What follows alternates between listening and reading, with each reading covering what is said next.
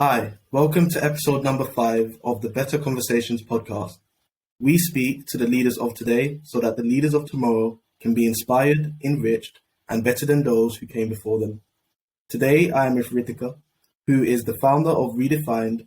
Redefined is a non-profit organization dedicated to empowering students from marginalized communities. What have you been currently working on?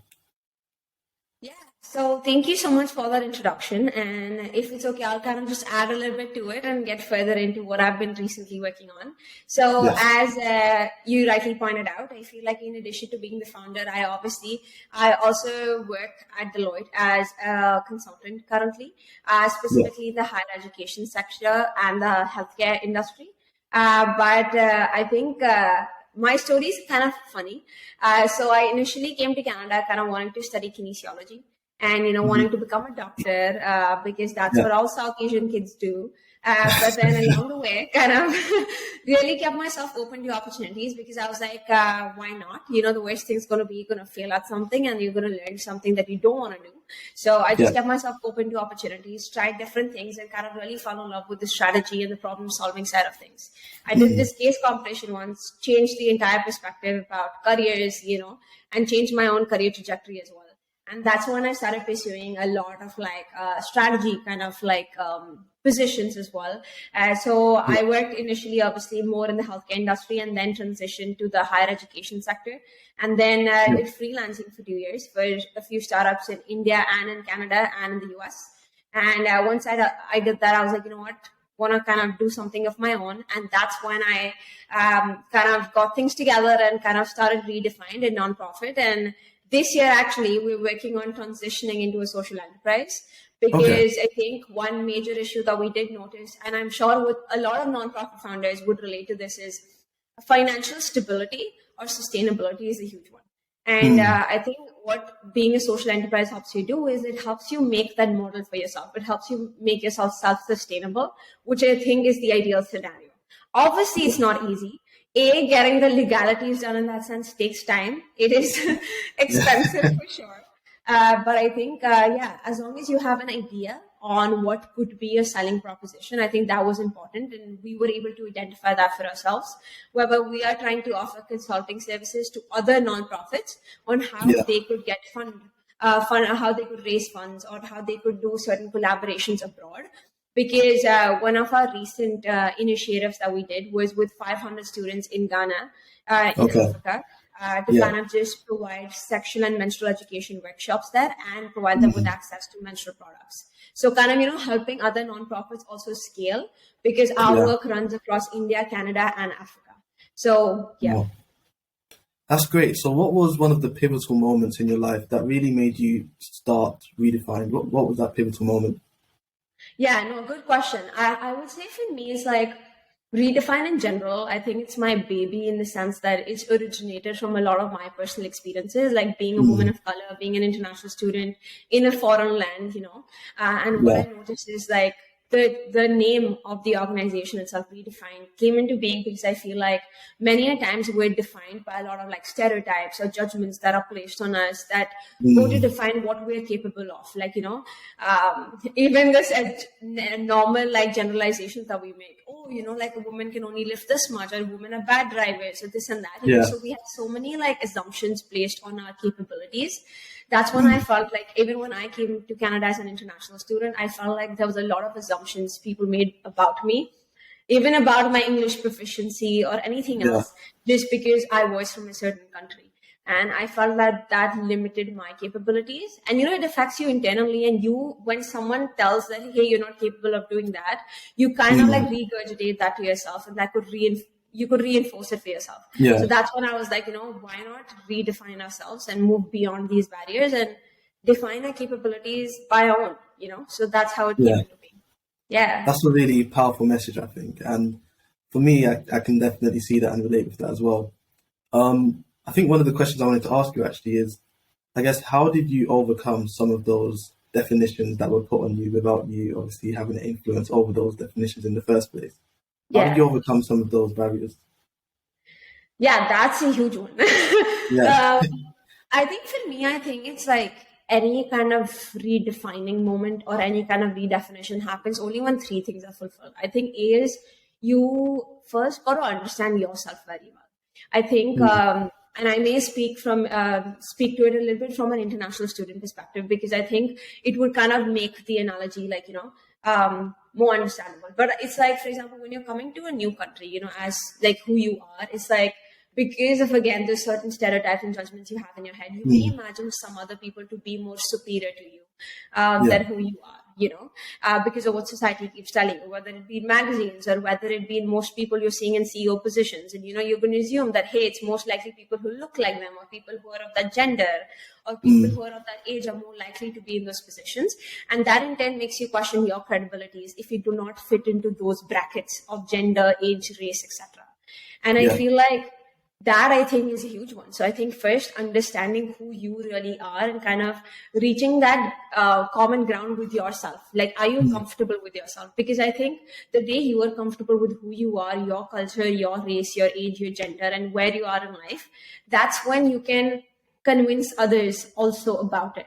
I don't know if that makes sense, but it's like no one is going to come and explore how valuable you are or what capabilities you have to offer unless you show them what you can do. And to be able to do that, you first need to have a great understanding of who you are.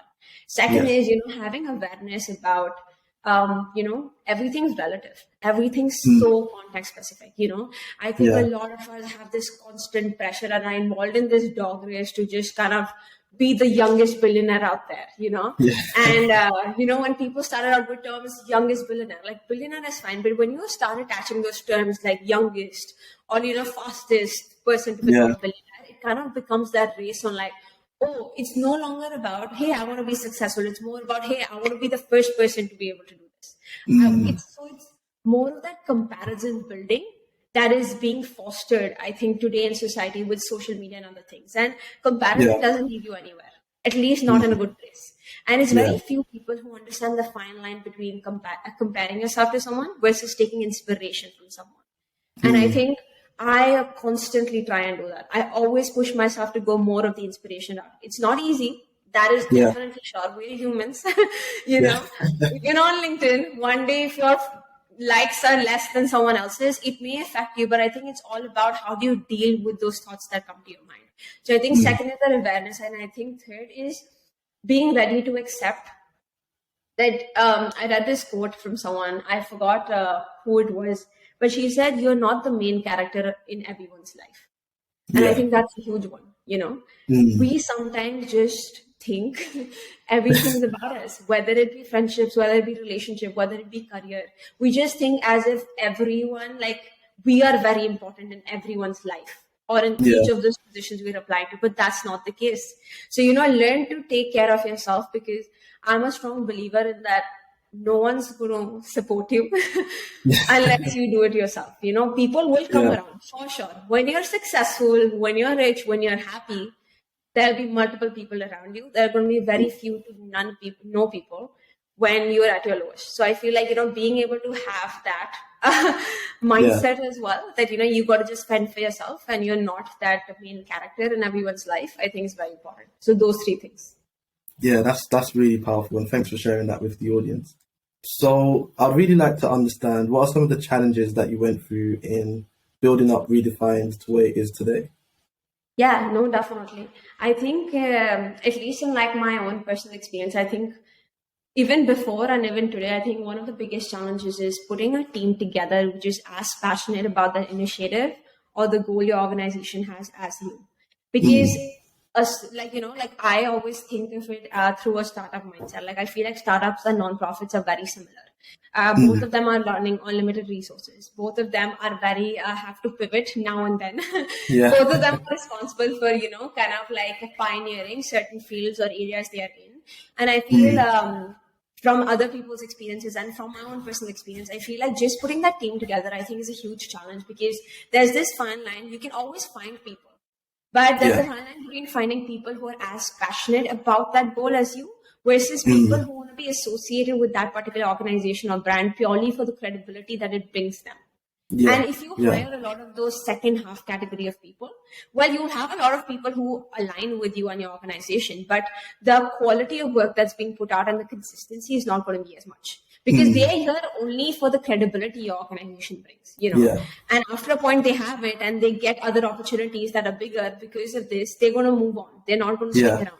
So I think finding those first half of people, at least with me, I think has been a huge challenge. And I feel like many times I have this tendency to then become this all one-man army kind of a thing. I have a tendency to become that, because I'm like, you know what, like, I don't want to waste time, like, like, because being a founder, I think, is so challenging. And sometimes when people think of being a founder, they imagine like the flashy things. Oh, you lead a team, like, no, like it's not at all that. In fact, it's like you're doing everything. You are reaching out to them constantly, following up with them. Hey, has this been done and everything? So I feel like there's a lot of that training aspect to it. And I think very rare people who have met in the early stages of their organization are people who have put together that great team. So I think that, I would say, is the most challenging part. But one thing I think has helped us as an organization counter that is, instead of telling people what they should be doing, tell them what impact whatever they will be doing has. Like, why should they be doing it? If people, like human psychology, if you look at it, our human behaviors are designed not on if we're told to do something, but if we can see that, hey, this can help 500 students and this is how it's going to change their lives, that's when people are more likely to even listen to you or implement on certain ideas that you have and execute them. But if you just tell them, hey, this is what you're supposed to do, they're not going to do it. So I feel like just being able to kind of really study, it's definitely something that's time consuming. And I would say, like, if you're someone who's planning to start an organization, first try and get together those people. Start simultaneously while you're doing the legalities or whatever of your organization, simultaneously be in search of those people and don't hire for namesake. That is incredibly important. To be honest, working by yourself, you can still bring your organization to a level where you are creating a decent amount of impact. And by a decent impact, I mean helping about 4,000 to 5,000 people a month. You can do that. But yes, if you want to like extend beyond that, you would need a team together, which I 100% agree. But I feel like, starting off, pay a lot of attention to that, because I think that's the trickiest factors. And spending a lot of time training the people you're hiring is, again, very important. Building that mindset into them. Why should they be passionate about this? How does this align to certain passions that they personally have? Giving them the ownership and the ability to run programs that they have in mind, So that's what I do with my team. I was like, hey, you are individual founders of these specific programs that you want to do. You go do what you want. I will give you the resources to execute it. And what I've realized is, when you give people that liberty and freedom to become those individual entrepreneurs within an entrepreneurial organization, they're a lot more likely to execute it. Because now they're doing whatever the heck they want. So I feel like, yes, I think that has been the biggest challenge. But I think just over time, just understanding your audience, I think, is something comes with time and patience, but you'll figure it out.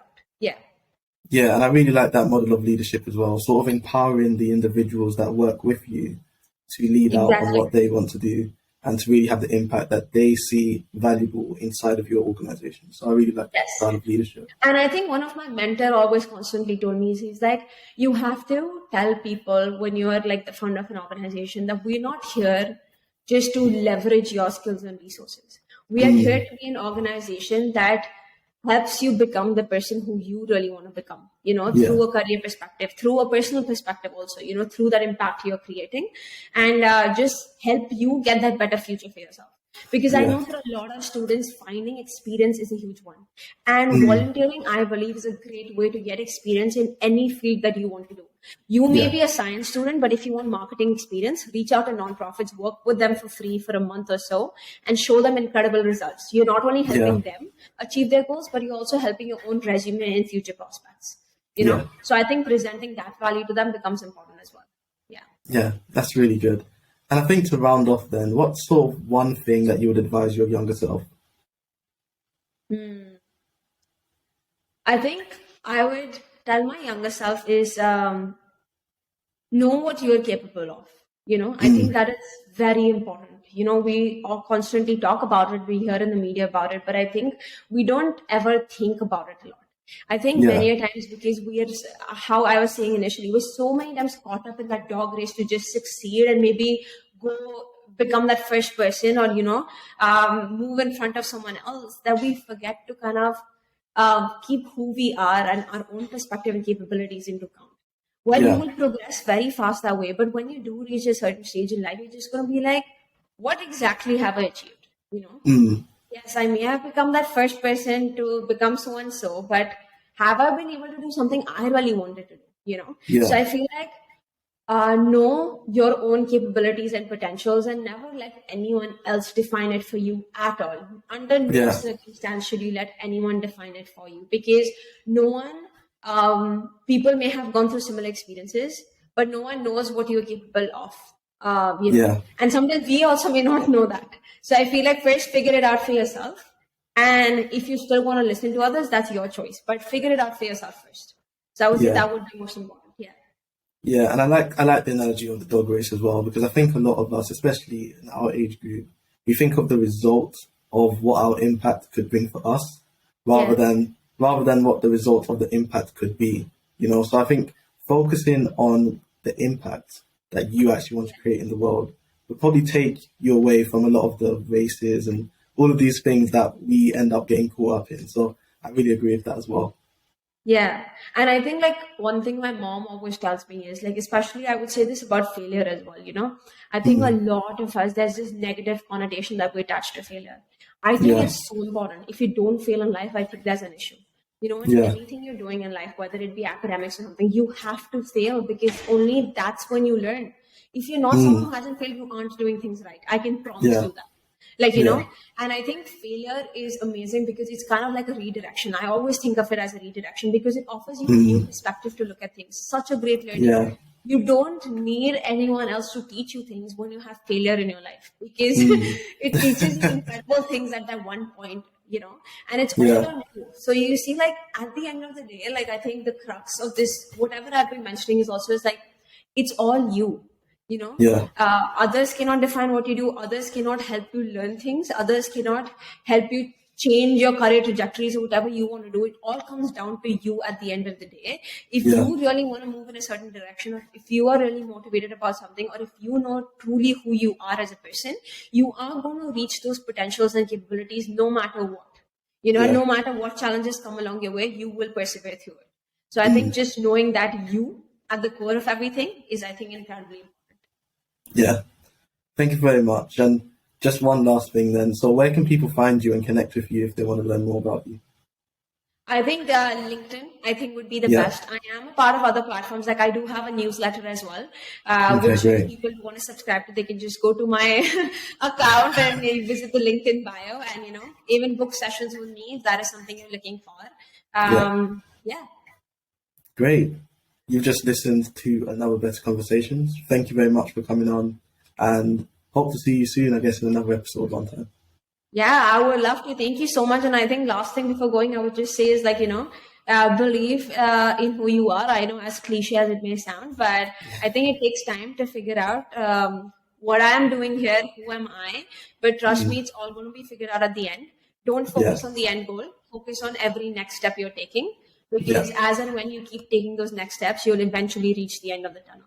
So and there's definitely light there. So don't worry about that. Thank you very much. Perfect. Thank you so much.